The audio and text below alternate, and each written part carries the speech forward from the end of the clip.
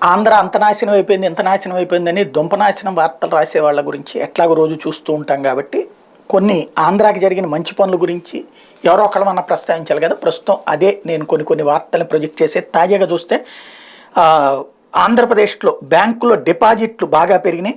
224 రాష్ట్ర స్థాయి బ్యాంకర్ల కమిటీ ఈ నివేదికను వెల్లడించింది. గత 3 ఏళ్లలో 87,877 కోట్ల మేర బ్యాంకులో డిపాజిట్లు పెరిగినాయి. 2021 మార్చి నాటికి బ్యాంకుల్లో 3.85 లక్షల కోట్ల డిపాజిట్లు ఉంటాయి. ఈ ఏడాది జూన్ నాటికి 4.73 లక్షల కోట్లకు పెరిగినాయి. ఇది అటు పక్కన ప్రభుత్వం పెట్టే పథకాల వలన వచ్చిన డబ్బుల్ని కొంత దాచుకోవడం కావచ్చు, వాటిని పెట్టుబడిగా పెట్టి ఆ వ్యాపారాలు చేయడం వల్ల సంపాదన కావచ్చు, అట్లాగే క్రమంగా పెరుగుతున్నటువంటి ఆదాయ వనరుల వల్ల కావచ్చు. కాబట్టి ఆంధ్ర నాశనం అయిపోతుంది, ఆర్థిక పరిస్థితి కుంగిపోతుంది, ఇట్లాంటివన్నీ నమ్మితే ఎవరిష్టం వాళ్ళది. ప్రస్తుతం రాష్ట్ర బ్యాంకుల్లో డిపాజిట్ల పెరుగుదల చూస్తే 21లో 3,85,929 కోట్ల రూపాయల డిపాజిట్లు ఉన్నాయి. 31/3/2022 చూసుకుంటే లాస్ట్ ఇయర్ 4,14,594, 31/3/2023 చూసుకుంటే 4,56,961 ఏడాది మార్చి నాటికి.